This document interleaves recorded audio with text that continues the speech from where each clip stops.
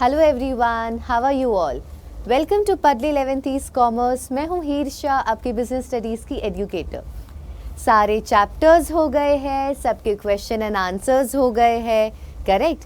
अभी मुझे पता है कि मैंने काफ़ी कमेंट्स देखे थे कि लोगों को केस स्टडी वाले क्वेश्चन करने थे, and it is very important actually देखने जाए तो, क्योंकि केस स्टडी वाले क्वेश्चंस आते ही आते हैं, वो पक्का है उसके बारे में। सो मैंने सोचा आपके साथ मैं केस स्टडी वाले क्वेश्चंस आज करूं। बट ये केस स्टडी का मैं सिर्फ एक वीडियो नहीं, ऐसे आपके साथ 2-3 वीडियोस करने वाली हूँ, क्योंकि मैंने सारे चैप्टर के कंबाइन करके दिए हैं। क्योंकि क्या होता है, देखिए, अगर मैं एक एक चैप्टर का अगर आपको दूंगी, सो कैसा होगा, you will be just thinking about that one chapter कि उसके रिलेटेड कैसे आंसर आएगा।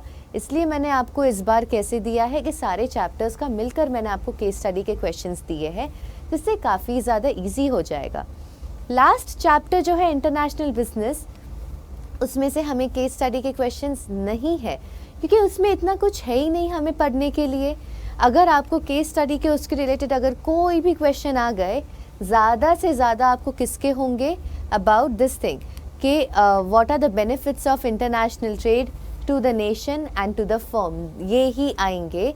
तो आप कितना भी पढ़ ले उसको, एट द एंड आपको क्वेश्चन ऐसा ही बनेगा कि आपको इसके अभी बेनिफिट्स बताने हैं इंटरनेशनल ट्रेड के, to the nation also and to the firm. इसमें से कोई भी एक होगा, उससे ज़्यादा कुछ उसमें नहीं होने वाला है। चलो अभी without wasting any of a time first question पर आ जाते हैं हम लोग। सबसे पहला क्वेश्चन क्या है, Kharbanda limited deals in a variety of consumer products like toiletries, groceries, electronics, clothing, etc. The workplace has been divided into number of departments, and every department sells a particular commodity. Every department is selling a particular commodity. In this way, almost all the needs of customers are fulfilled under one roof. Manchanda limited deals in footwears. अभी अलग की बात कर रहे हैं, यहाँ पे किसकी बात कर रहे थे, खरबंदा की। अभी बात कर रहे हैं मनचंदा की।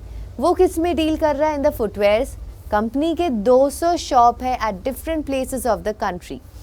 Speciality of the business of this company is that it all it's hopes the goods available are of the, oh my god, at all its shops. Sorry, S वहाँ पे गलती से नहीं है। The goods available are of the same type and their prices are also the same. मतलब क्या कह रहे हैं, मनचंदा के जो भी है सारी जगह पे एक ही जैसे शूज़ है और सबके प्राइस भी एक जैसे है। Okay, all sales are strictly on cash basis. ये लोग पूछ रहे हैं identify the type of retail trade. Actual में तो मैंने है ना ये क्वेश्चन पहले रीड कर दिया, बट मुझे करना नहीं चाहिए था। मैंने आपको पहले ही कहा है कि हम लोग क्या करते हैं, कभी भी एंड में क्या लिखा है वो सबसे पहले रीड कर देंगे कि वो लोग हमें क्या पूछना चाह रहे हैं। केस स्टडी बाद में रीड करो, first understand what kind of question they are asking, ठीक है। सो केस स्टडी का जो था ना, हमें ये जो पूरा जो हमें रामायण इसमें बताई है वो हमें बाद में रीड करनी है। सबसे पहले जो लास्ट में हमें दिया है, first read that, what kind of question they are asking, what are they asking us. इसमें हमें क्या बोला है, identify the type of retail trade done by Kharbanda and Manchanda.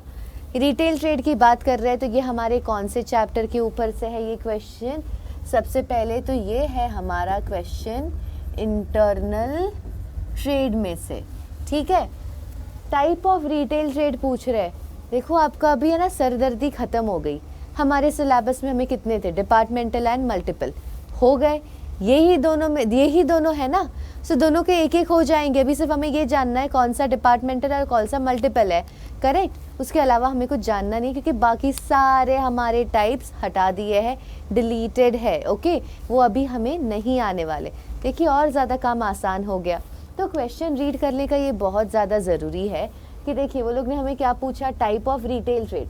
सो हमने अभी याद करना है टाइप ऑफ रिटेल ट्रेड, तो हमें सिर्फ 2 ही थे। कौन से थे, एक था हमें डिपार्टमेंटल स्टोर और दूसरा हमें था मल्टीपल शॉप्स, या तो उसका दूसरा नाम है चेन स्टोर्स, ओके। यही दोनों थे हमें। सो टाइप में हमें यही याद रखना है, तो हमारा काफ़ी कुछ हमें अभी कम हो गया, okay. What are they asking after that, also state any 3 features of each. दोनों के हमें 3 फीचर्स बताने हैं। हमें डिपार्टमेंटल और मल्टीपल के फीचर्स है, एडवांटेजेस है, डिसएडवांटेजेस है, वो तीनों चीज़ें हैं हमें।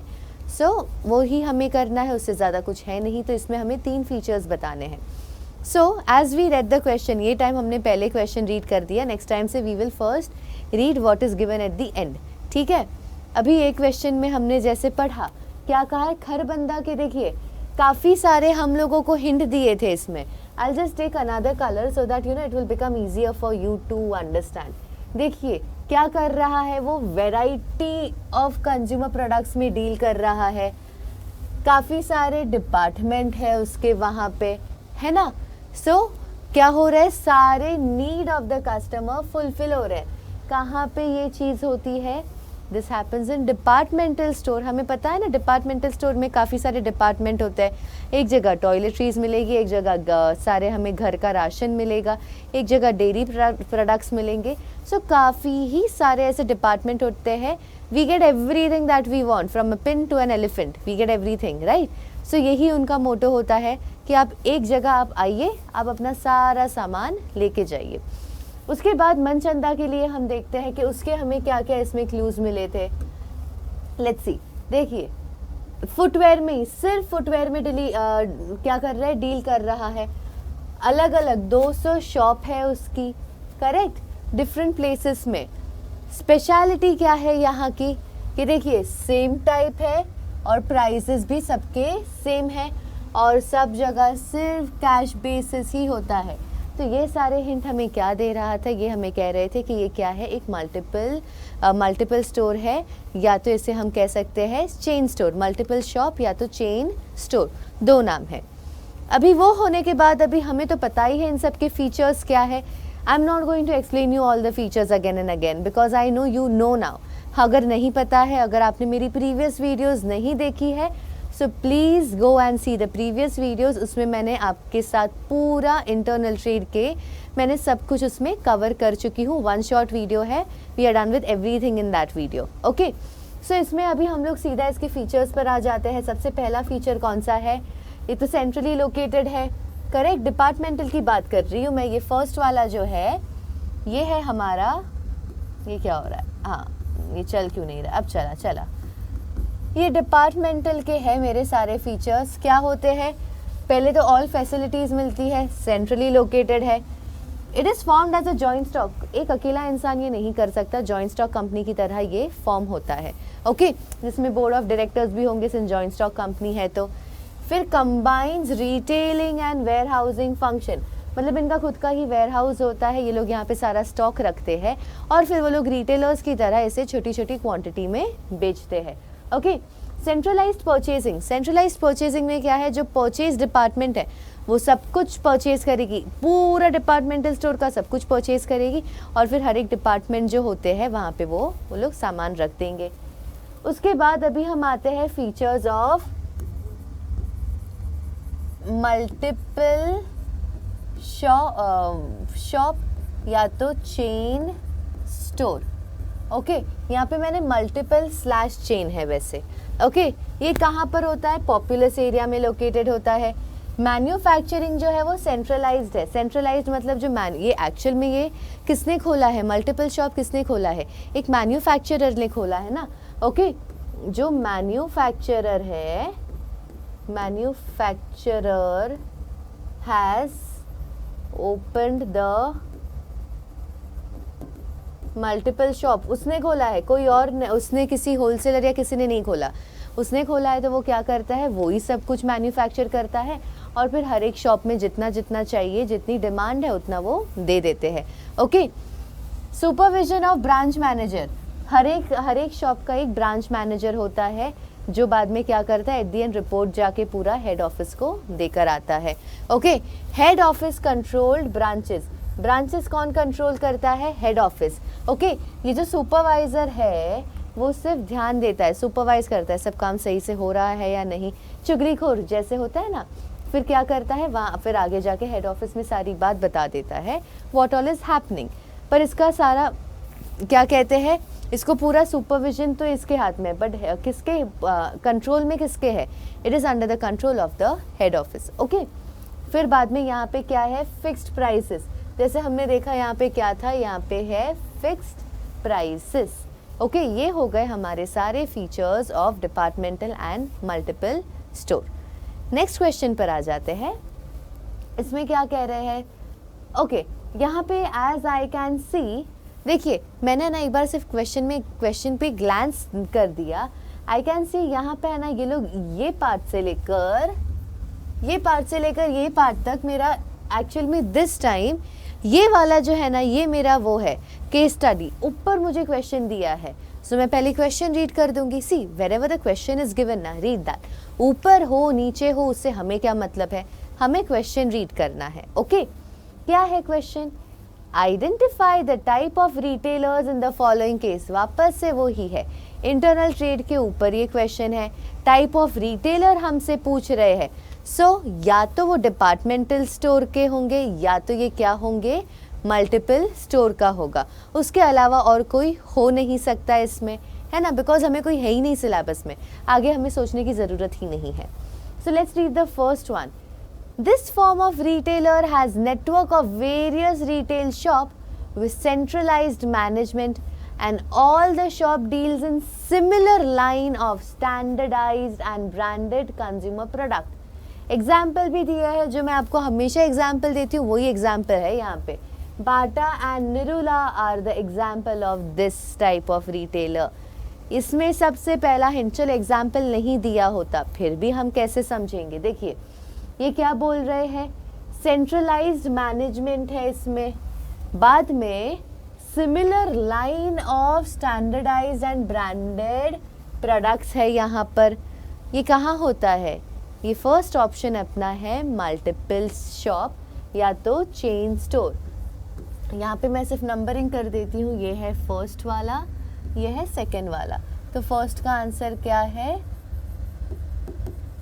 मल्टीपल शॉप या तो चेन स्टोर। ओके, फिर आ जाते हैं सेकेंड वाले पे। देखिए जहाँ तक है ना, मुझे लगता है सेकेंड अगर ना भी रीड करें ना, वो पता है कौन सा होगा, डिपार्टमेंटल ही होगा। दोनों एक के ही थोड़ी क्वेश्चन पूछेंगे, बट स्टिल हाँ we should obviously read it. What if they think कि अरे हाँ बच्चे लोग ओवर स्मार्ट बनने की कोशिश करेंगे और रीड नहीं करेंगे, so that's the reason, read it first and then decide. Okay, so let's read. Retailer provides various facilities and services. काफ़ी सारी फैसिलिटीज और सर्विसेज है, जैसे कि रेस्टोरेंट है, ट्रैवल एंड इंफॉर्मेशन ब्यूरो है, टेलीफोन बूथ है, रेस्टोरेंट है, pin to plane, everything is there. Pin to plane हो गया ना, कहाँ पर होता है ये होता है डिपार्टमेंटल स्टोर में।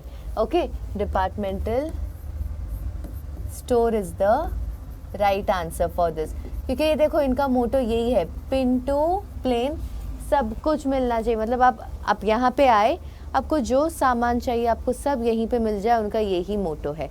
ओके, सो इसका answer is departmental store. Next question पर आ जाते हैं।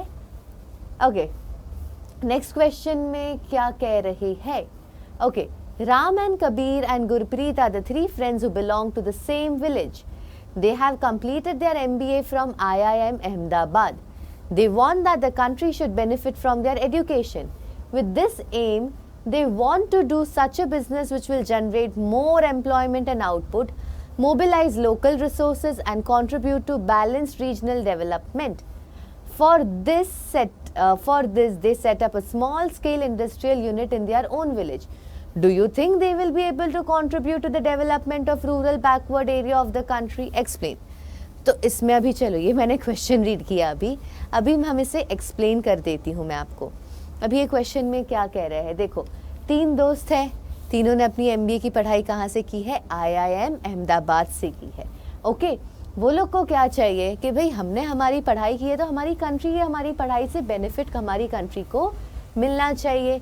ओके, इसलिए वो लोगों को क्या चाहिए, वो लोग ऐसा बिजनेस करे जिससे काफ़ी ज़्यादा एम्प्लॉयमेंट हो, लोकल रिसोर्सेज वो लोग यूज़ कर सके और रीजनल डेवलपमेंट में वो लोग पार्ट ले सके। इसलिए वो लोगों ने एक स्मॉल स्केल इंडस्ट्री खोली अपने खुद के विलेज में, जो विलेज से वो लोग आए हैं वहाँ पे वो लोगों ने एक छोटी सी अपनी इंडस्ट्री खोली है। वो लोग बोल रहे हैं do you think they will be able to contribute to the development of rural backward area of the country, क्या ये लोग कंट्रीब्यूट कर पाएंगे? सो हमारा आंसर सबसे पहले कैसे शुरू होगा? यस।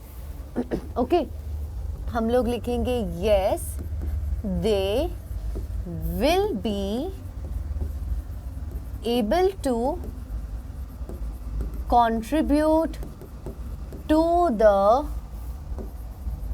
development of, फिर ऐसे लिखते जाएंगे backward areas of the country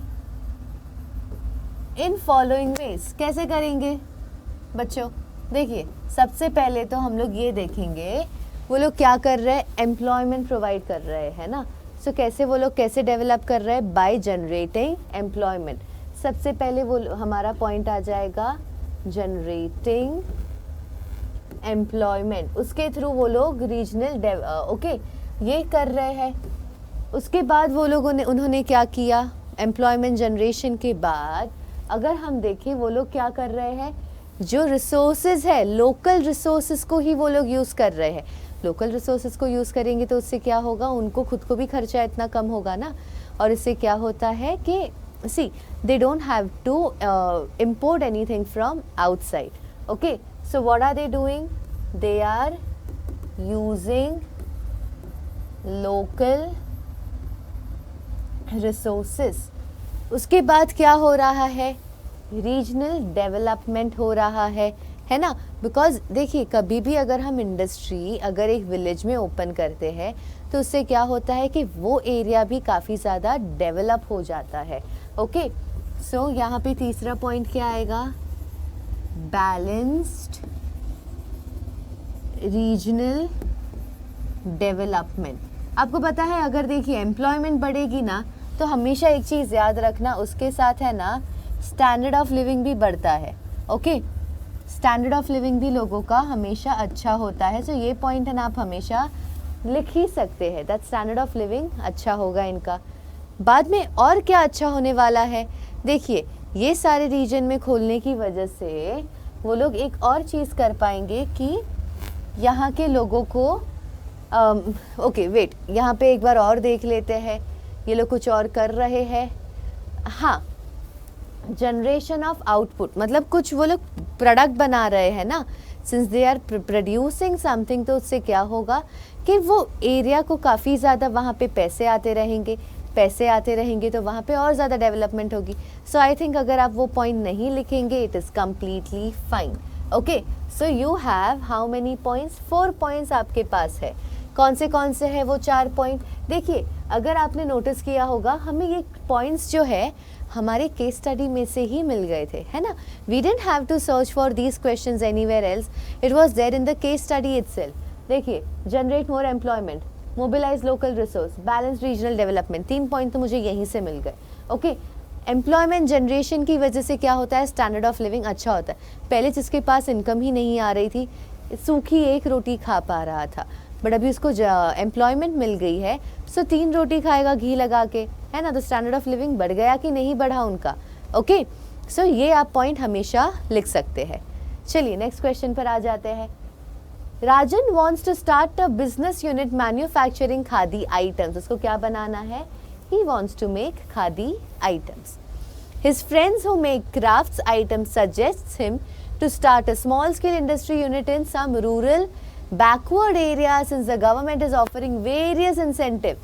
तो क्या कह रहे हैं, उसके फ्रेंड्स ने उसको सजेशन दिया कि आप ऐसी जगह पर खोल लीजिए, विलेज में खोलिए या तो बैकवर्ड रीजन में, क्योंकि गवर्नमेंट क्या है, अगर आप यहाँ पे इंडस्ट्री खोलेंगे तो क्या कर रही है, आपको काफ़ी सारे इंसेंटिव्स दे रही है। अभी गवर्नमेंट के इंसेंटिव्स में हमने सिर्फ 2 ही पढ़े थे बराबर, बाकी सारे डिलीटेड थे।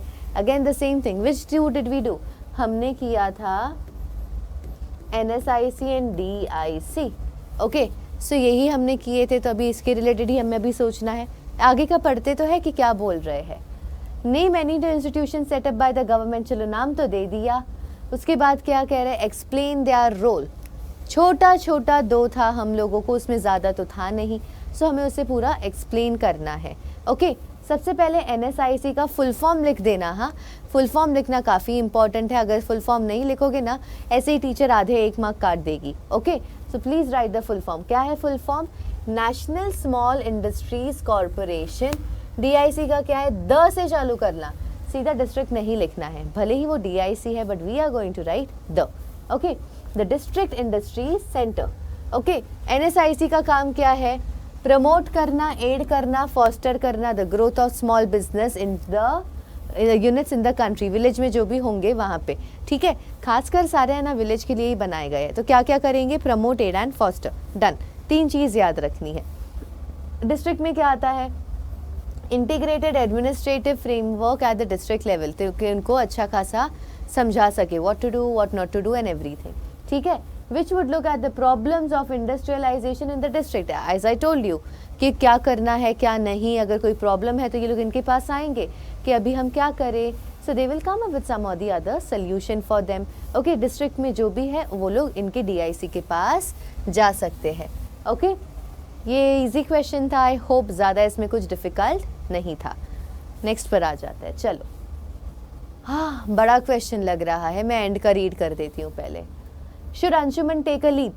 ओके, चलो अंशुमन को लीप लेना है या नहीं वो पूछ रहे हैं, मतलब रीड करना ही पड़ेगा, बट नेक्स्ट क्वेश्चन भी I just read it once. State any functions Anshuman will perform as an entrepreneur in related to economic development. Economic development में अंशुमन कौन से फंक्शन परफॉर्म करेगा वो पूछ रहे हैं। मैंने आपको इसके क्वेश्चन आंसर्स में बता दिया है कि इकोनॉमिक डेवलपमेंट के लिए हमें क्या पॉइंट्स लिखने हैं, रूरल डेवलपमेंट के लिए हमें क्या पॉइंट्स लिखने हैं। So if you don't know what to write, please you can go and see the video. उसमें मैंने काफ़ी ही डिटेल में आपके साथ वो डिस्कस किया है, पॉइंट्स को अच्छे से डिस्कस भी कर दिया है, एक्सप्लेनेशन भी उसकी दी है। Okay, so please go and see those videos. Okay, so अभी यार ये अभी हमें पूछ रहे हैं तो उसके पहले एक काम करते हैं कि हम लोग रीड कर देते हैं कि केस स्टडी में क्या था। सबसे पहले कह रहे हैं एक इंडस्ट्रियल सेल्स एग्जीक्यूटिव है जिसका एक छोटा सा हर्बल कॉस्मेटिक मैन्युफैक्चरर, उसने अच्छी खासी सैलरी कमा ली थी and commission on the business he brought for the firm and had very good command over the Delhi market for which he had virtually become indispensable. He was aware of the enviable position he held in the firm and thought aloud, the key to success in any business is the sale of its product. The beginning and end of the business cycle is nothing but sale, and other people working in the factory to manufacture products are mere cogs in the business machine set in the motion by salespeople. So why carry this burden and get only a tiny share of the prosperity of the firm? Instead, others enjoying the fruits of my labor, why should I not start my own business? वो sales department में है, काफ़ी अच्छा काम कर रहा है, फिर वो सोच रहा है कि भाई मैं इतना मेहनत कर रहा हूँ, इतना कुछ कर रहा हूँ, मुझे क्या मिल रहा है? एक छोटा सा हिस्सा।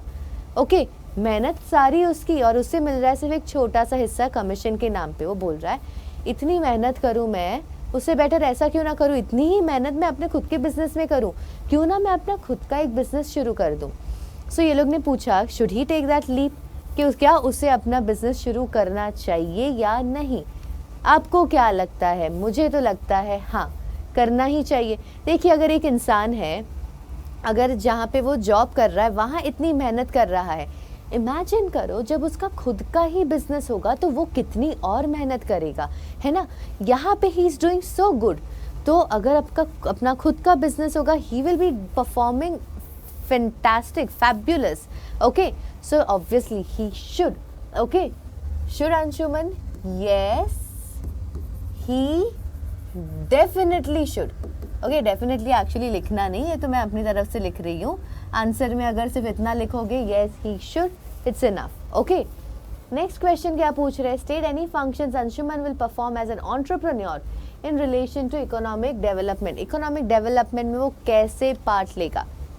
खुद का बिजनेस अगर शुरू कर रहा है, एम्प्लॉयमेंट जनरेशन होगी बराबर। इकोनॉमिक डेवलपमेंट के लिए और क्या होगा? अपना ये क्या होता है, GDP में भी कंट्रीब्यूट करेगा। हाउ? अर्न कर रहा है, जितना अर्न करेगा तो GDP में उसका भी तो कुछ कंट्रीब्यूशन होने वाला है। एक और एंटरप्रेन्योर बढ़ गया तो GDP में उसका GDP और ज़्यादा ऊपर आ जाएगी अपनी। लास्ट क्या है? बिजनेस अपॉर्चुनिटीज़ टू अदर्स और एम्प्लॉयमेंट में प्लीज़ कंफ्यूज नहीं होना। ओके, एम्प्लॉयमेंट में क्या है, मैं अपने वहां पे किसी को जॉब दे रही हूँ। Okay, business opportunities to others में क्या है, बाकी लोगों को भी बिजनेस करने का मैं मौका दे रही हूँ, क्योंकि मैं उनके पास से भी अगर कुछ रॉ मटेरियल्स अगर मैं उनसे ऑर्डर करूँगी, उनका भी तो बिजनेस में मैंने उनको हेल्प किया कि नहीं, उनका भी क्या होगा, उनका भी अर्निंग्स बढ़ेगा। Okay, so please don't get confuse between employment and business opportunities to others. Employment में मैं अपने वहाँ पे किसी को जॉब दे रही हूँ, बिजनेस अपॉर्चुनिटी टू अदर्स में हम क्या कर रहे हैं कि दूसरों को भी हम बिजनेस करने की अपॉर्चुनिटी दे रहे हैं, क्योंकि we are doing business with them. मेरे कितने ही सारे सप्लायर्स होंगे, हर एक से मैं कुछ ना कुछ मंगवा रही हूँ, I am letting them do their business ना। उनका बिजनेस बंद होने से मैं एक छोटा सा पार्ट मैं भी प्ले कर रही हूँ, कंट्रीब्यूशन टू जीडीपी भी कर रहे है। So these are the three functions that he will be performing. और अगर आपको फंक्शंस जानने हैं, as I told you, please please please go and see the other video, okay, जिसमें मैंने सारे ही क्वेश्चन आंसर्स किए हुए हैं ये चैप्टर के रिलेटेड। ओके, चलो नेक्स्ट क्वेश्चन पर आ जाते हैं। नेक्स्ट क्वेश्चन क्या कह रहा है, ओके, वापस से अंशुमन आ गया। कितनी बार अंशुमन आ गए? नहीं, ये दूसरी बार ही आया है, ठीक है, बट अंशुमन काफ़ी ज़्यादा नाम आ चुका है अभी। Okay, Anshuman has successfully running a financial company for past 5 years. His company has become popular and enjoy good reputation. It has sufficient reserve for profit accumulated from last 5 years. He plans now to start branches in Bangalore and Mumbai.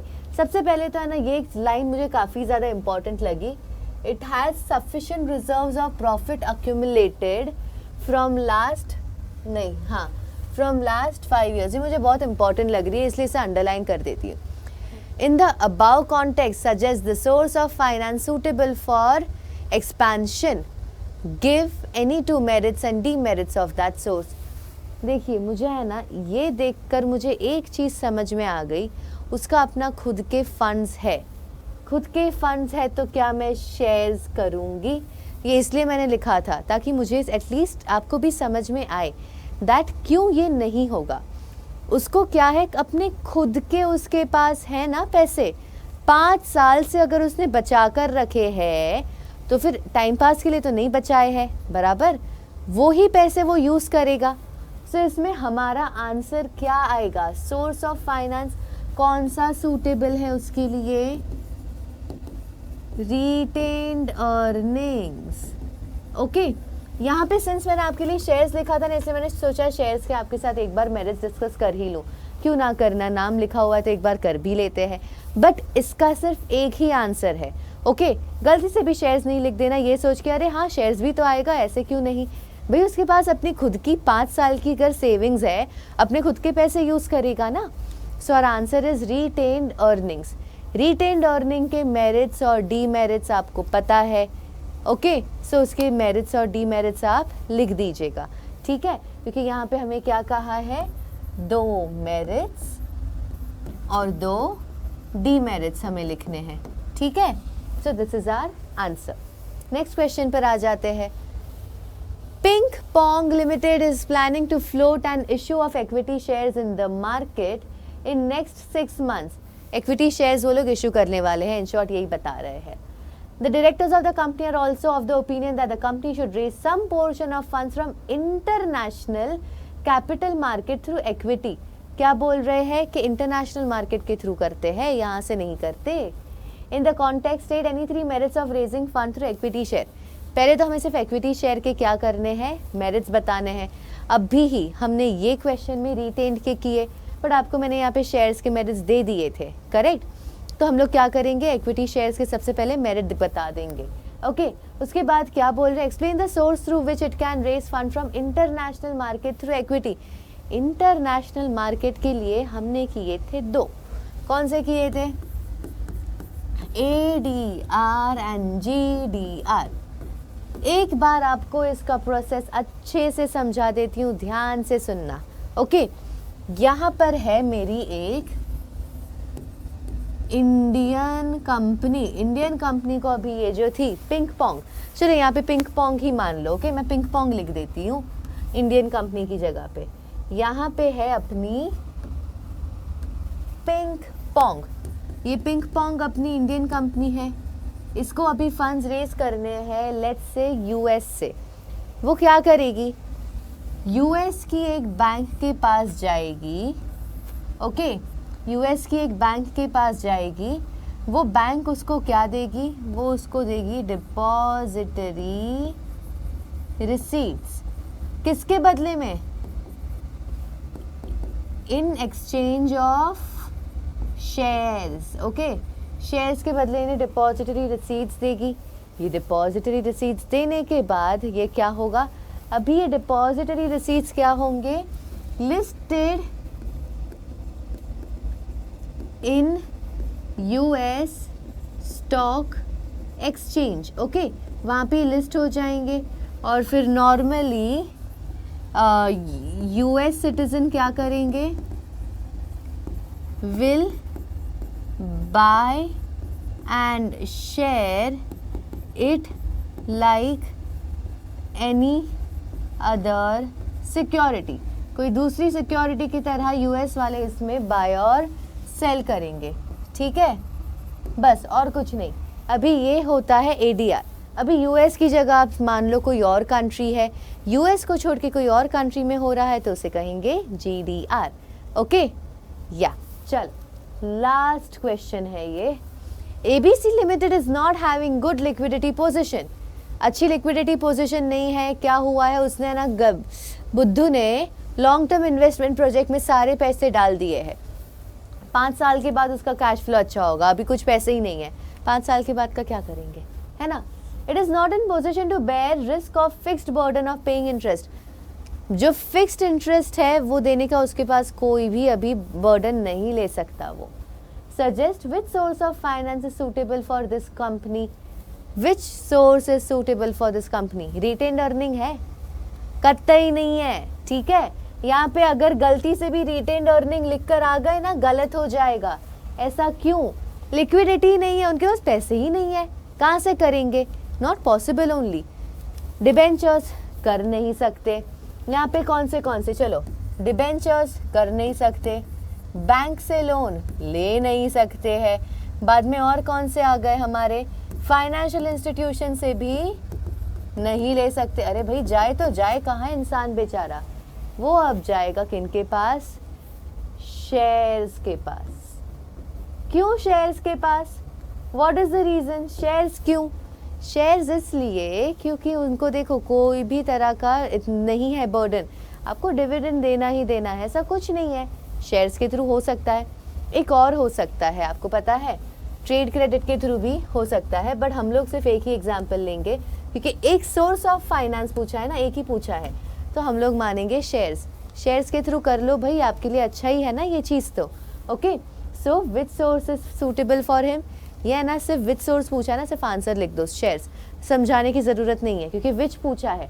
अगर ऐसा पूछा होता ना explain which source suggest की जगह, तो आप पूरा एक्सप्लेन करते कि क्यों इतना अच्छा है, पूरे मेरिट्स आप समझाते शेयर्स के, okay. But it's not needed over here, they are just asking कौन सा बढ़िया है, तो हम बोल देंगे शेयर्स बढ़िया है, ठीक है, ओके। ये हो गए हमारे आज थोड़े से केस स्टडीज़, ख़त्म नहीं हुए हैं, डोंट वरी, ओके। आज मैंने आपके साथ थोड़े से केस स्टडीज़ किए हैं, नेक्स्ट क्लास में और केस स्टडी कर लूँगी भाई, टेंशन नहीं है, okay. Thank you everyone and please please please let me know if you have understood और नॉट। कमेंट कीजिए, please share the video as much as you can with your friends. देखिए आप अगर इसमें से बेनिफिट आपको मिल रहा है, आगे भी तो लोगों तक पहुँचाइए, okay. Thank you so much.